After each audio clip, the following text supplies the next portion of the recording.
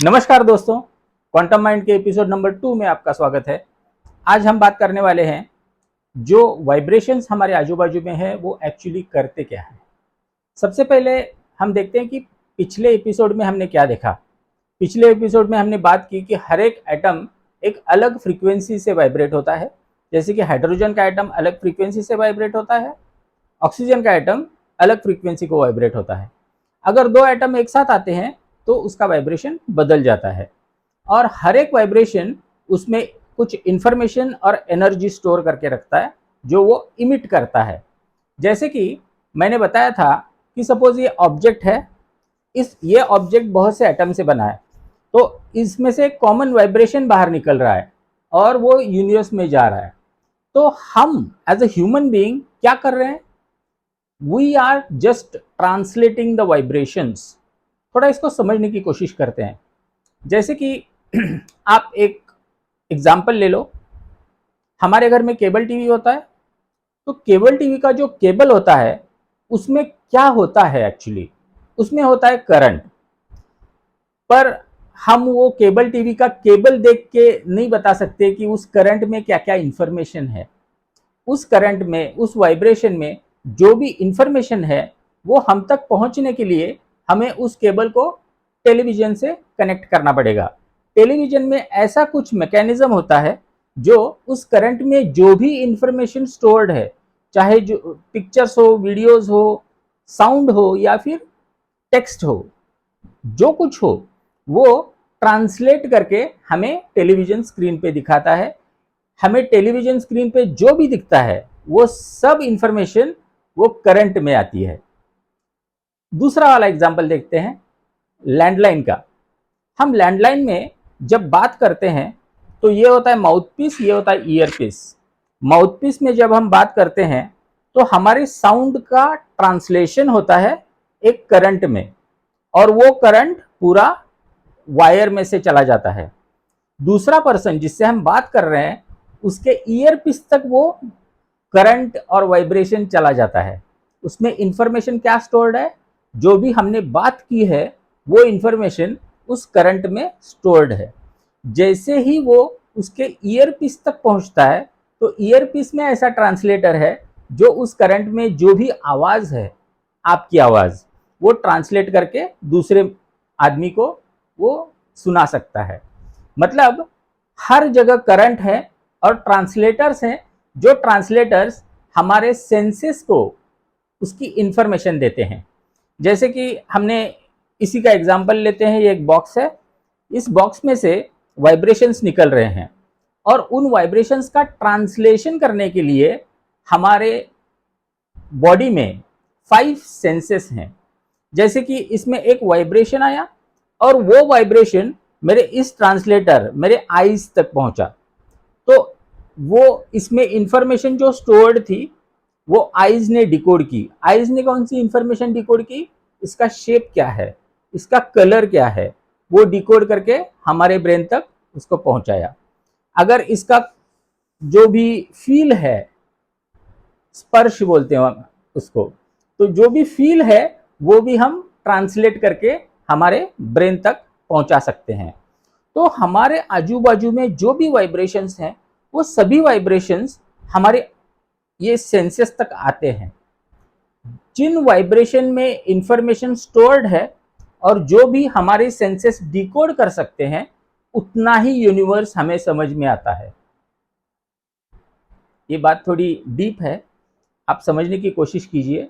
हमारे आजू बाजू में जो भी दिख रहा है वो वाइब्रेशन से बना है और उन वाइब्रेशंस का हम ट्रांसलेशन करके हमारे ब्रेन को समझा रहे हैं कि इसका शेप ये है, इसका कलर ये है, इसका स्मेल ऐसा है, इसका फील ऐसा है या फिर इसका साउंड ऐसा है।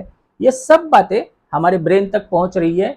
लेकिन इस यूनिवर्स का ऐसा बहुत बड़ा पार्ट है जो वाइब्रेट कर रहा है, लेकिन हमारे ब्रेन तक वो इंफॉर्मेशन पहुंच नहीं रही है। क्यों? क्योंकि हमारे सेंसेस को लिमिटेशंस है। उस लिमिटेशंस में ही वो वाइब्रेशन और फ्रीक्वेंसी डिकोड कर सकते हैं। उसके बाहर की अगर फ्रीक्वेंसी हो तो वो फ्रीक्वेंसी हमें समझ में नहीं आती। तो ऐसी कौन कौन सी फ्रीक्वेंसीज होती हैं? जो रेडियो वेव्स, सैटेलाइट वेव्स और रेज, या फिर एक्स रेज, गैमा रेज, जो भी फ्रीक्वेंसीज है वो हमारे ब्रेन को समझ में नहीं आती, या हमारे सेंसेस को समझ में नहीं आती। एक बार निकोला टेस्ला ने ऐसा बोला था, if you want to understand the miracle of this universe, you have to think in terms of frequency, vibrations and energy. तो आप भी आज से ऐसा सोचना स्टार्ट कर दीजिए कि हमारे पास जो भी दिख रहा है इट इज़ अ वाइब्रेशन। मेरे घर के सारे लोग वाइब्रेशन है, मेरा जो मोबाइल है वाइब्रेशन है, मैंने जो भी कपड़े पहने हैं वाइब्रेशन है। तो वाइब्रेशन की लैंग्वेज में सोचना स्टार्ट कर दीजिए, क्योंकि इसका इम्पोर्टेंस हम आने वाले एपिसोड्स में देखेंगे। ऐसे ही वाइब्रेशंस होते हैं हमारे इच्छाओं के।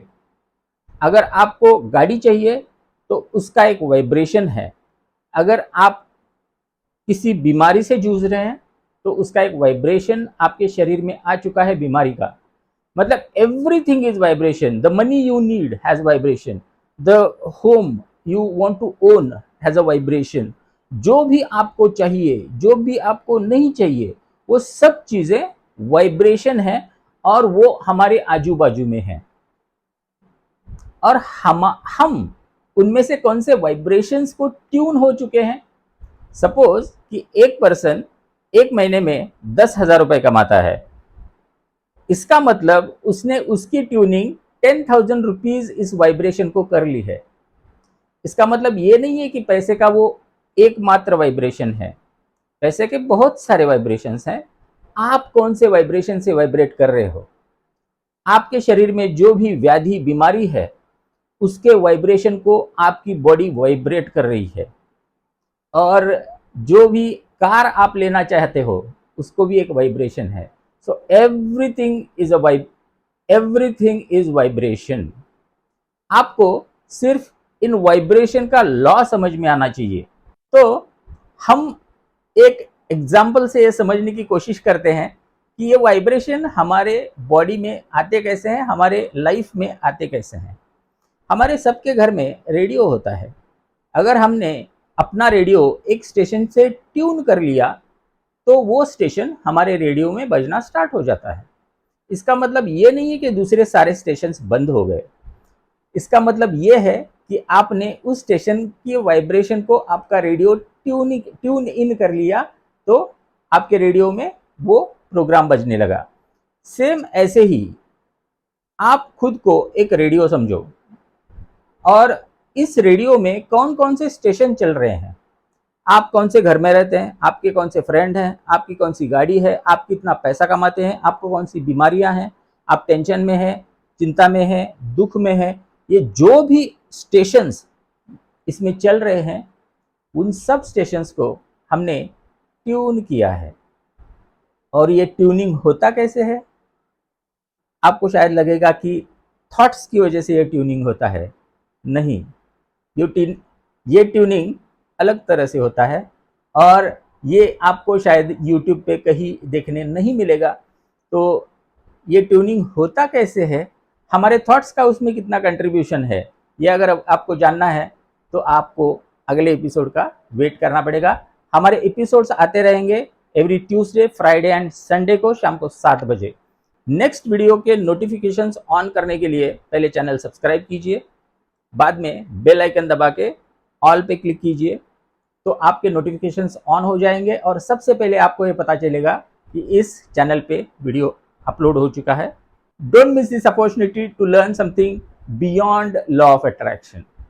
तो मैं ये आशा करता हूँ कि आज का एपिसोड आपको पसंद आया होगा। तो फिर मिलते हैं अगले एपिसोड में।